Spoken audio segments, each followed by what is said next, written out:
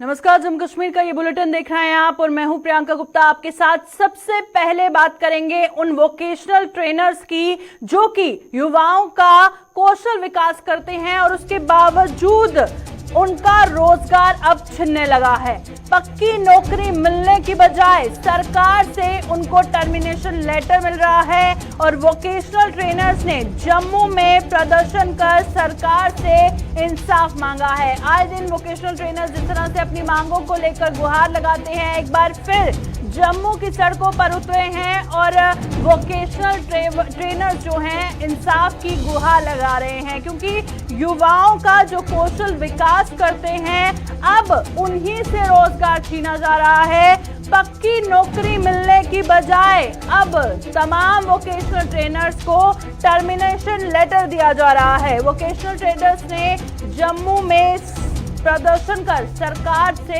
इंसाफ मांगा है। तो बात करें हम वोकेशनल ट्रेनर्स की जो आए दिन अपने इंसाफ को लेकर सरकार से गुहार लगाते हैं, पर उसके बावजूद अभी भी उनको निराशा ही हाथ लग रही है।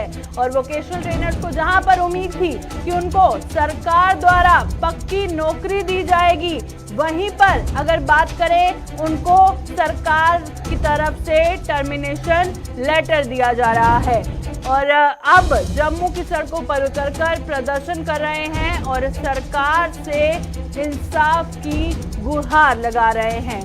वोकेशनल ट्रेनर्स के हवाले से इस वक्त खबर सामने आ रही है कि लगातार उनका जो प्रदर्शन है जम्मू में जारी है। तस्वीरें सीधा साफ तौर पर आप अपनी स्क्रीन पर देख सकते हैं, जहां पर लगातार नारेबाजी करते हुए वोकेशनल ट्रेनर्स नजर आ रहे हैं और हाथ में उनके बैनर जिस तरह से आप देख सकते हैं सरकार से जस्टिस की गुहार लगा रहे हैं। अब जबकि इंसाफ की गुहार लगा रहे हैं, आने वाला वक्त ही बताएगा कि क्या इनको आश्वासन मिलता है या नहीं, या बाकी प्रदर्शनों की तरह इसे भी आंदोलन में बदलना पड़ेगा। फिलहाल वोकेशनल ट्रेनर जो जम्मू में सड़कों पर उतरकर लगातार नारेबाजी कर रहे हैं, सरकार के खिलाफ नारेबाजी कर रहे हैं और जिस तरह से उनका कहना है बार बार सरकार से अपनी मांगों को लेकर गुहार करते हैं, इंसाफ को लेकर गुहार करते हैं, पर अभी तक सरकार द्वारा उनकी नहीं सुनी गई है। तो तस्वीरें सीधा जम्मू से आपको दिखा रहे हैं, जहां पर वोकेशनल ट्रेनर्स का प्रोटेस्ट आप देख रहे हैं। तो चलिए रुक करते हैं जम्मू से। हमारी संवाददाता रितिका राजपूत हमारे साथ लाइव ज्वाइन कर चुकी हैं। रितिका, बताइएगा, वोकेशनल ट्रेनर्स से बातचीत की आपने और क्या कुछ कहना था उनका? तमाम जो वोकेशनल टीचर्स थे वो आज हमें प्रदर्शन करते हुए नजर आए। वजह थी कि उन्हें टर्मिनेशन लेटर जो थे वो दे दिए गए। वो क्यों दिए गए आपको बता दें, कुछ समय पहले तमाम वोकेशनल टीचर्स जम्मू कश्मीर से अलग अलग स्कूलों से आए हुए थे, उनका कहना था कि उनके लिए जॉब पॉलिसी फ्रेम की जाए, उनकी सैलरी को एनहांस किया जाए। जो प्राइवेट कंपनीज बीच में बैठ के उनकी सैलरी का कुछ हिस्सा जो है उन कंपनीज को चला जाता है, उन्हें हटा दिया जाए। और बीच में पढ़ के तब उनसे एक टाइम लिमिटेशन मांगी गई थी कि आपके लिए प्रॉपर फ्रेमवर्क वर्क बनाने के लिए आप लोग हमें कुछ टाइम दे, और वो लोग अपने प्रोटेस्ट बंद करके काम पे लौट गए थे। पर अब जाके उल्टा हुआ है, उनके कार्य को ठीक करने पे ध्यान नहीं दिया गया, उल्टा उन्हें टर्मिनेशन लेटर जो है वो दे दी गया। और उसी के विरोध में तमाम वोकेशनल टीचर्स जो है वो आज जम्मू की सड़कों पे नजर आए। इससे पहले भी उन्होंने काफी बार गुहार लगाई है। रितिका, उस हवाले से बताइएगा, अब इनका क्या कहना है सरकार द्वारा? अगर नहीं सुनी गई तो अगला कदम इनका क्या होगा? जी, उनके द्वारा यही कहा जा रहा है कि अगर इससे ठीक नहीं किया गया, एक लीगल प्रोसेस को फॉलो नहीं किया गया, क्योंकि उनका कहना है तमाम इलीगल जो तरीके से उन्हें टर्मिनेट किया गया, अगर लीगल तरीके से सारे प्रोसेस को फॉलो नहीं किया जाता है, वो धरने प्रदर्शन पे बैठेंगे और इसी प्रकार से जम्मू की सड़कों पे आने वाले समय में नजर आएंगे। जबकि अध्यापक का स्थान स्कूल में होता है, सड़कों पे नहीं होता है, पर आने वाले समय में लगातार प्रदर्शन जो है वो इसी प्रकार से देखने को मिलेंगे। जी, बहुत बहुत शुक्रिया रितिका ज्वाइन करने के लिए। रितिका राजपूत हमारे साथ ज्वाइन की हुई थी और जिस तरह से जानकारी दे रही थी कि वोकेशनल ट्रेनर्स का प्रोटेस्ट लगातार जारी है। तो चलिए बढ़ते हैं अगली खबर की ओर और अब रुक करेंगे हम बानिहाल का, और बानिहाल के कैसे पुल की बात करेंगे जो रेलवे टनल्स की सप्लाई में एक अहम भूमिका निभाता है। और बनिहाल का ये रहम पड़ी पुल बोल्डर गिरने से क्षतिग्रस्त हो चुका है।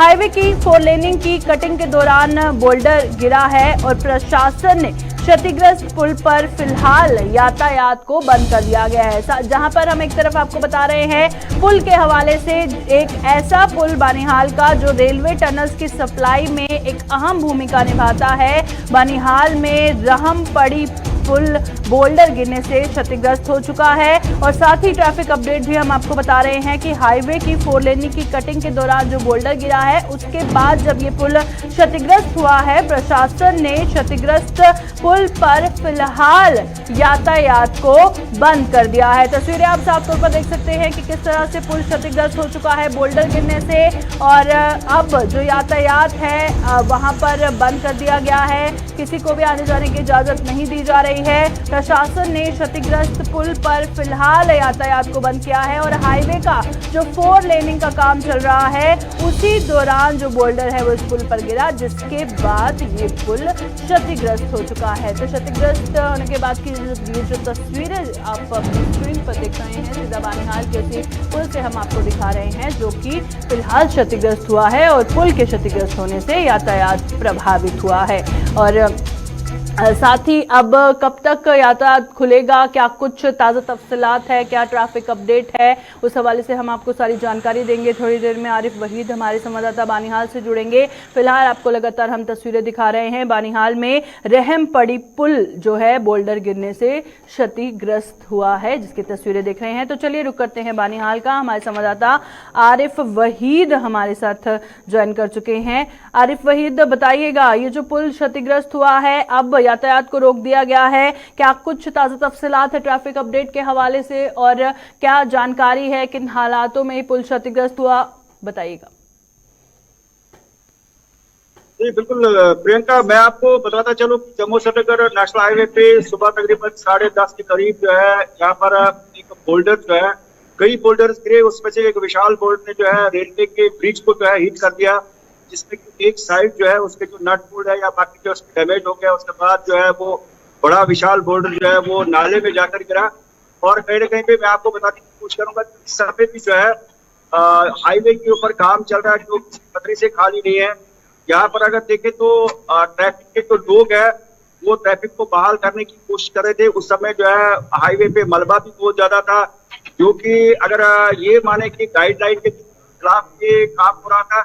जहाँ पर सरकारी तौर पे जब टाइम मांगा जाता है तो उसमें लोगों को भी अवेयर किया जाता है कि आप मतलब सुबह 4 बजे से लेकर जो है 9 बजे तक का जो समय होता है बेंचिंग के लिए या और साफ सफाई के लिए। लेकिन इस वक्त देखें तो बड़े विशाल पोर्टल जो है हिट करके रेलवे के टनल को, जहाँ से मटेरियल वगैरह जो है वो टनलों के लिए लिया जाता है, स्कूली बच्चे जा रहे थे, तो कहीं ना कहीं पे कई खवातीन भी जो है काफी ज्यादा उनके शोर मचा है कि उनकी जान बड़ी मुश्किल से बच। तो कहीं ना कहीं पे इस तरह का मामला जो है एडमिनिस्ट्रेशन को भी जो है इस बारे में जरूर सोचना चाहिए ताकि जान ना चली जाए और नॉर्म्स के तहत जो है हाईवे के ऊपर काम हो। तो अब क्या बताया जा रहा है, क्योंकि दर्शकों को ये बताना भी जरूरी है, आपने ऑफिशियल से बातचीत की, क्या कहना है कि कितनी देर में जो ट्रैफिक प्रभावित हुआ है वो बहाल हो जाएगा? जी बिल्कुल प्रियंका, मैं आपको बताता चलूं सुबह के टाइम में जो है यहाँ पर मलबा वगैरह था, लेकिन उसके बाद जो है मशीनरी को यूज करके जो है सिंगल वे बनाया गया। और इस वक्त की बात करें तो ट्रैफिक जो है वो सिंगल वे चल रहा है, लेकिन कहीं ना कहीं ऊपर जो पत्थर लटके हुए हैं वो कहीं खतरे से खाली नहीं है। वहां पर अगर वो अगर कहीं पे वो पत्थर जो है वो रोड पर खिसकते हैं तो वो कहीं ना कहीं पे जानलेवा साबित हो सकते हैं किसी के लिए भी। तो लेकिन अगर मैं आपको बताने की कोशिश करूं कि ट्रैफिक के जवान जो है जगह जगह पे जो है ट्रैफिक को रेस्टोर करने की कोशिश कर रहे हैं ताकि हाईवे पे जाम न रहे सुबह से ही। और उसके बाद उन्होंने भी जो है वर्किंग एजेंसी को कहा कि इसके बाद जब इस तरह का माहौल रहता है तो फिर हाईवे पे जो है चाहे पैसेंजर गाड़ियां हैं, ट्रक ड्राइवर है, वो फंस कर रह जाते हैं।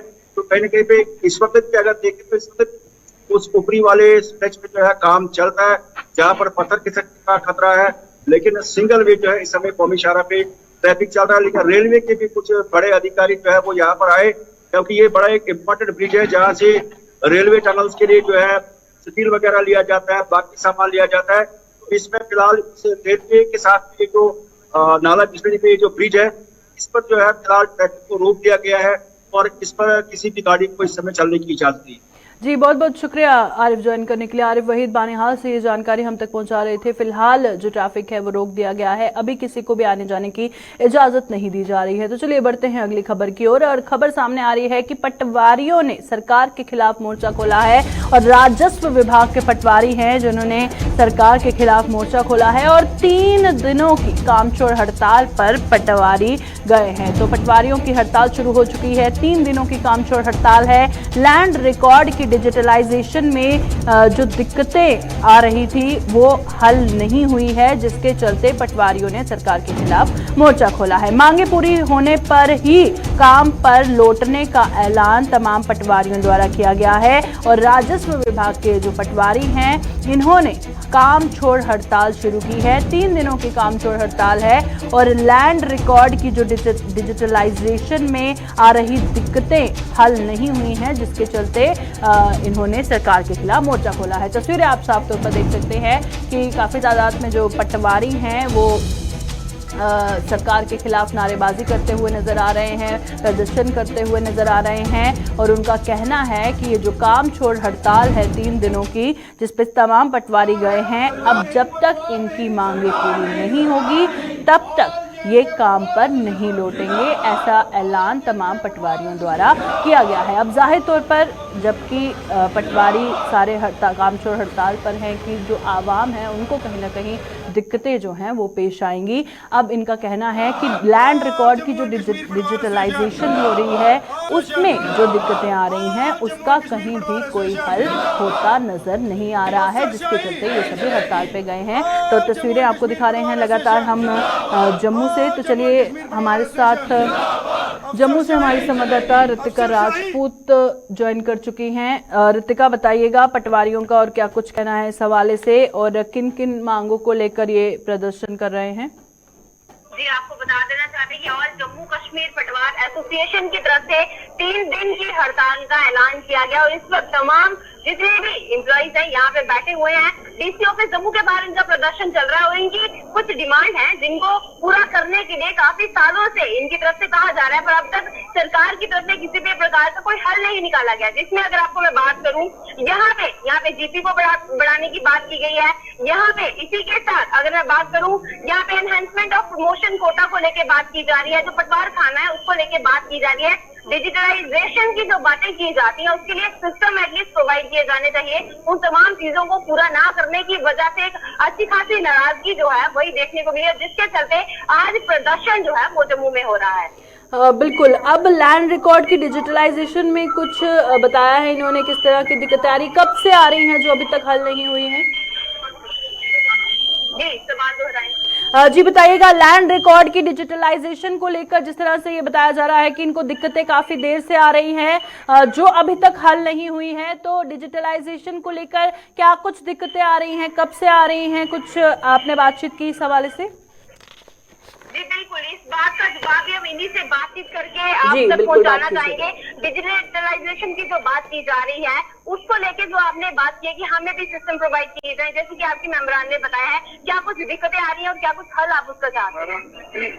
डिजिटाइजेशन के लिए हम बिल्कुल तैयार हैं, हम हर काम के लिए तैयार हैं, लेकिन हर काम के लिए किसी इंफ्रास्ट्रक्चर की जरूरत पड़ती है, टेक्नीशियंस की जरूरत पड़ती है। हमें टेक्नीशियंस भी नहीं दिए गए और इंफ्रास्ट्रक्चर फैसिलिटी नहीं दी गई, फिर भी इसके बावजूद हमने काम शुरू किया और हम डिजिटाइजेशन का काम कर रहे हैं। लेकिन जो काम 6 महीने में हो सकता है उसको 24 घंटा लगा कर भी हम 6 महीने के अंदर मुकम्मल नहीं कर सकते हैं। उसके लिए हमें 1 हफ्ते का टाइम दिया जाए तो हाउ इट इज पॉसिबल।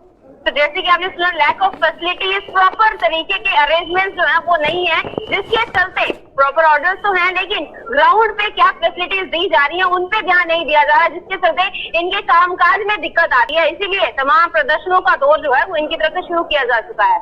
बिल्कुल, शुक्रिया ऋतिका ज्वाइन करने के लिए। ऋतिका राजपूत हमारे साथ ज्वाइन की हुई थी और जिस तरह से पटवारियों से उन्होंने बातचीत की और क्या कुछ कहना था आपने देखा कि उनका कहना है कि काम करने में क्या कुछ परेशानी इनको आ रही है वो साफ तौर पर आपने सुना। और लगातार पटवारियों का जो प्रदर्शन है वो जारी है। उनका कहना है काफ़ी देर से वो मांग कर रहे थे कि जो उनको दिक्कतें आ रही हैं उसका हल किया जाए, और अभी तक वो दिक्कतें सुलझी नहीं हैं, जिसके चलते अब ये प्रदर्शन पर बैठे हैं। और इनका कहना है कि जब तक इनकी मांगें पूरी नहीं होंगी, क्योंकि कामकाज करने में दिक्कत आ रही है, तो जाहिर तौर पर जायज़ मांग है इनकी, और इनका कहना है कि जब तक इनकी मांगें पूरी नहीं होंगी तब तक ये वापस काम पर नहीं लौटेंगे। खैर चलिए, जहां पर हमने जम्मू से आपको तस्वीरें दिखाई, वहीं पर ऋषि खजूरिया सांबा से हमारे साथ ज्वाइन कर चुके हैं। सांबा में भी यही परेशानी है। ऋषि बताइएगा, पटवारियों का क्या कुछ कहना है, किस तरह की दिक्कतें उन्हें सांबा में भी काम करने में आ रही हैं, और वहां पर भी क्या प्रदर्शन जारी है पटवारियों का? देखिए, बिल्कुल यहाँ पर भी पटवार एसोसिएशन, तमाम जो सदस्य हैं पटवारी एसोसिएशन के, वो यहाँ बैठे हुए प्रदर्शन कर रहे हैं अपनी मांगों को लेकर। इसमें लगातार उनकी तरफ से कहा गया है कि जिस तरह से उनको कहा गया था कि जो रिकॉर्ड है उसको डिजिटाइज तो कर दिया गया, लेकिन डिजिटलाइज करने के लिए जो रिसोर्सेज की जरूरत रहती है वो रिसोर्सेज उनको अभी तक फराहम नहीं करवाए गए, उनको मुहैया नहीं करवाए गए हैं, जिसको लेकर लगातार उनको दिक्कत परेशानियां पेश आ रही है। और खासतौर पर उनको ये कहा जा रहा है कि जिस तरह से रोजमर्रा की जो रूटीन में वो जो काम कर रहे हैं रिकॉर्ड को लेकर, तो उसको डिजिटलाइज भी करना है, लेकिन यहाँ पर ना तो कोई उनके पास कोई कंप्यूटर की व्यवस्था, कोई लैपटॉप की व्यवस्था, इस तरह का कुछ भी नहीं है। वहीं दूसरी तरफ ये भी उनका कहना है कि जो उनका ग्रेड था वो 2400 से 2800 का होना चाहिए था, लेकिन अभी तक ग्रेड को भी नहीं बढ़ाया गया है। तमाम इस तरह की दिक्कतें हैं जो उनको सारी, उसी को लेकर ये जो प्रदर्शन है आज पटवारियों का यहाँ लगातार जिला हेडक्वार्टर सांबा में भी जारी है। यहाँ इंफ्रास्ट्रक्चर को लेकर भी बात की गई है कि इनके पास कोई बैठने का ठिकाना नहीं है। तो तमाम इस तरह की चीजें हैं जिसको लेकर आज इस आधुनिक दौर में भी ये जो काम इनकी तरफ से किया जा रहा है, वो बताया जा रहा है कि पूरा का पूरा जो मैन पावर है वो तमाम इन लोगों को दिक्कतें आ रही है, क्योंकि रिसोर्सेज की कमी है और बैठने का ठिकाना नहीं है। ऊपर से जो रिकॉर्ड है वो सारा का सारा ऑनलाइन करना है, लेकिन ऑनलाइन करने के लिए इनके पास कोई भी इस तरह के रिसोर्सेज नहीं है। और ग्रेड को लेकर भी जो इनकी तरफ से प्रदर्शन किया जा रहा है कि हमारा ग्रेड अभी तक नहीं बढ़ाया गया है, और हम रोज जो काम कर रहे हैं, हम फील्ड में रहते हैं, लेकिन जब इस रिकॉर्ड की बात आती है तो किस तरह से इसको जो है वो डिजिटलाइज कर रहे हैं, इसी को लेकर लगातार प्रदर्शन पटवारियों का आज जिला सांबा में जारी है। बिल्कुल, आखिर में बताइएगा ऋषि, क्योंकि जाहिर तौर पर अब इन्होंने कहा तो है कि 3 दिन काम छोड़ इनकी हड़ताल है, और फिर एक और बात इन्होंने कही है कि जब तक इनकी मांगे पूरी नहीं होती तब तक ये काम छोड़ हड़ताल पर वैसे ही रहेंगे। अब इसी बीच जब तक ये ऐसे ही रहेंगे तब तक आवाम को भी परेशानियां आएंगी, तो उस हवाले से बातचीत की आपने? पटवारी जिस तरह से ये 3 दिन की काम छोड़ो हड़ताल पर बैठे हुए हैं, तो यहाँ बिल्कुल सही कहा कि जो तमाम लोग हैं जो यहाँ रेवेन्यू के कामों के लिए तमाम जो रेवेन्यू विभाग के चक्कर काटते हैं, तहसील ऑफिस के चक्कर काटते हैं, तो उनको जो वो 3 दिन लगातार परेशानी जो वो आने वाली। इससे पहले भी जब ये प्रदर्शन पर बैठे थे तो कितने दिन तक काम जो वो नहीं हुआ था। तमाम लोग जो दूर दराज इलाकों से आते हैं अपने रेवेन्यू के कामों को लेकर, तो उनके काम नहीं हो पा रहे थे, और इसी तरह की स्थिति यहाँ सांबा में भी बनी हुई है। पूरे जिला सांबा में अब जो काम है वो काफी ज्यादा प्रभावित होना शुरू हो चुका है रेवेन्यू का, और जब तक ये हड़ताल रहेगी तो ये काम प्रभावित होगा। लेकिन मुझे लगता है कि प्रशासन को इसको लेकर संज्ञान लेना होगा, ताकि जो लोग हैं वो जो सफर करते हुए ना हमें दिखे। बहुत बहुत शुक्रिया ऋषि ज्वाइन करने के लिए। तो जम्मू से हमने आपको तस्वीरें दिखाई, सांबा से हमने आपको बताया कि क्या कुछ जानकारी है, वहां पर भी पटवारियों को क्या कुछ परेशानी आ रही है। और जाहिर तौर पर जब सब कुछ डिजिटलाइजेशन कर रहे हैं या फिर सब कुछ ऑनलाइन होना है, तो सिस्टम नहीं है, बैठने का ठिकाना नहीं है, किस तरह से काम होगा। और इसी बीच अब इनको कोई भी रास्ता नहीं सूझा, और इसलिए अब सरकार से ये मांग कर रहे हैं प्रदर्शन करके। तो चलिए बढ़ते हैं आगे। और अब जहां पर चोरियों के मामले लगातार बढ़ते जा रहे हैं, अगर हम हीरानगर की बात करें तो वहां पर भी चोरों को पुलिस का कोई भी खौफ नहीं है। चडवाल बाजार में पुलिस चौकी के नजदीक लगाई गैस एजेंसी में चोरों ने सेंध मारी है, और गैस एजेंसी की पिछली दीवार तोड़कर चोरों ने सारा माल उड़ा लिया है।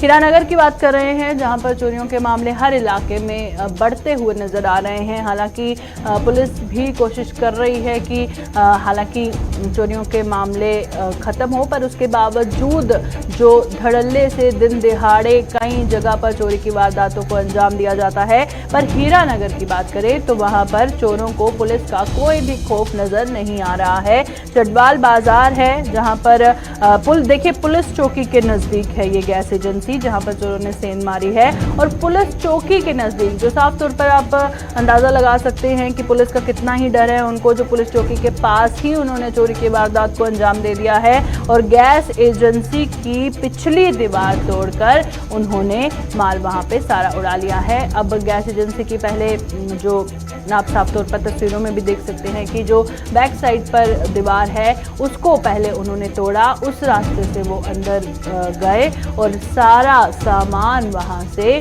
चोरी करके वो ले गए हैं। तो साफ तौर पर तस्वीरों में दिखा रहे हैं आपको जो गैस एजेंसी का हम जिक्र कर रहे हैं, जो बिल्कुल पुलिस चौकी के पास है। चटवाल बाजार है ये हीरानगर का, जहां पर चोरी की वारदात को अंजाम दिया गया है और जितना भी अंदर सामान था सारा कुछ चोर लेकर वहां से भाग गए हैं। तो हीरानगर में जिस तरह से चोरी का ये मामला सामने आया है और हैरान कर देने वाला ये है कि गैस एजेंसी बिल्कुल पुलिस चौकी के पास है जहां पर चोरों ने सेंध मारी है। और आप देखिए जो लॉकर्स वहां पर थे कैसे तोड़ के सारा कैश भी वहां से निकाल दिया है और सारा सामान वहां से वो उड़ा कर ले गए हैं और पिछली दीवार के रास्ते से वो आए थे। तो चलिए रुक करते हैं हीरानगर का। हमारे साथ हमारे संवाददाता रंजीव मेहता ज्वाइन कर चुके हैं। रंजीव, बताइएगा, चोरी का ये मामला हैरान करने वाला ज्यादा इसलिए क्योंकि जहां पर चोरी की वारदात को अंजाम दिया गया बिल्कुल पास पुलिस चौकी भी थी, तो क्या वहां पर चोरों को बिल्कुल भी खौफ नहीं है पुलिस का?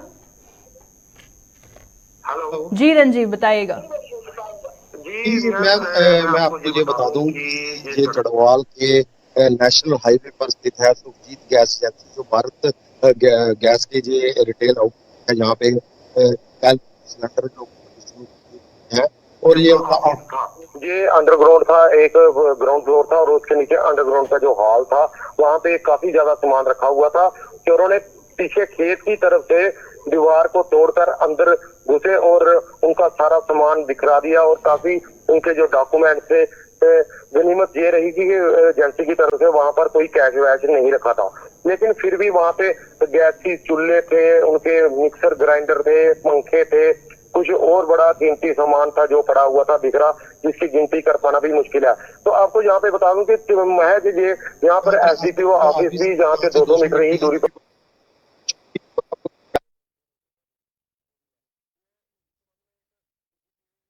पुलिस ने बरामद किया है तो उसको खंगार रहे हैं। उसमें साफ तौर पर दिखाई दे रहा है कि चार लोग मुंह पर मास्क बांधे हुए, हाथों में तलवारें और राड़े लेकर साफ तौर पर दिखाई दे रहे हैं, बेखौफ घूम रहे हैं। चोरी की वारदातों को अंजाम देने के लिए सड़कों पर निकले हुए ये चोर साफ तौर पर CCTV में भी दिखाई दे रहे हैं। जी प्रियंका। जी बहुत बहुत शुक्रिया रंजीव ज्वाइन करने के लिए। तो रंजीव मेहता हीरानगर से जानकारी दे रहे थे। तो चलिए अब रुक करते हैं पुंछ का। और अगर बात करें अगली खबर की तो पुंछ में जो भूकंप के झटके महसूस हुए और उसके बाद जो नुकसान हुआ है उस पर कई सवालात उठते हुए नजर आ रहे हैं। भूकंप से क्षतिग्रस्त पुंछ के टाउन हॉल के मरम्मत कार्य पर सवाल उठे हैं। मरम्मत कार्य में पुराने मटेरियल के इस्तेमाल के आरोप लगे हैं। 2007 में आए भूकंप से क्षतिग्रस्त हुआ है था टाउन हॉल और जिस तरह से कुछ देर पहले भूकंप के झटके पुंछ में महसूस किए गए थे और 2007 की बात है ये, जहां पर भूकंप से टाउन हॉल जो है वो क्षतिग्रस्त हुआ था और करीब 15 सालों के इंतजार के बाद मरम्मत कार्य शुरू हुआ है। तो जो भूकंप 2007 साल जो है वहां पर भूकंप के झटके काफी तेज महसूस किए गए थे और भूकंप से क्षतिग्रस्त पुंछ के टाउन हॉल के मरम्मत कार्य पर सवाल उठे हैं। मरम्मत कार्य में पुराने मटेरियल के इस्तेमाल के आरोप लगे हैं और 2007 में आए भूकंप से टाउन हॉल क्षतिग्रस्त हुआ था और करीब 15 सालों के इंतजार के बाद मरम्मत कार्य जो है शुरू हुआ है। तो चलिए रुक करते हैं पुंछ का। सन्नी हमारे संवाददाता ज्वाइन कर चुके हैं। सन्नी, बताइएगा 2007 में जो भूकंप आया था और उससे जो टाउन हॉल क्षतिग्रस्त हुआ था, तो कब कहा गया था प्रशासन के द्वारा कि इसका मरम्मत कार्य शुरू होगा और कितने इंतजार के बाद आखिरकार शुरू हुआ है? जी सन्नी।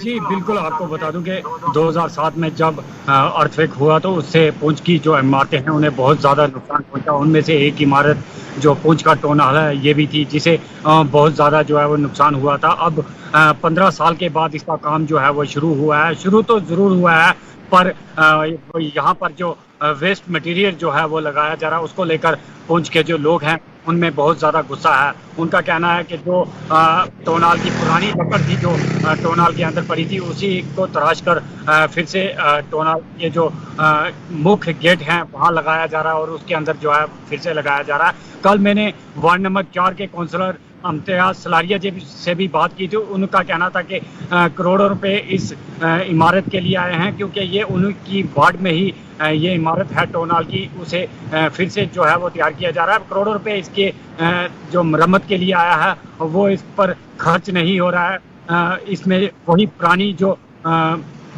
लकड़ है वही लगाई जा रही है। इससे आने वाले दिनों में फिर टोनाल को जो है वो भारी नुकसान होगा, क्योंकि इसका ज़्यादा देर तक इस लकड़ ने चलना नहीं है। पूरी तरह से पुरानी लकड़ है, उसी को वापस से जो है वो तैयार करके टोनाल में लगाया जा रहा है। जी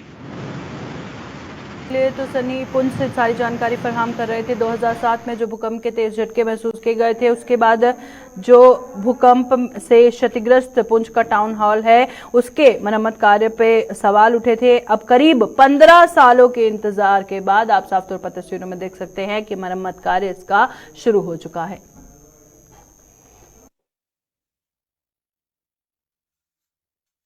अभी के बुलेटिन में फिलहाल इतना ही। दीजिए इजाजत, नमस्कार।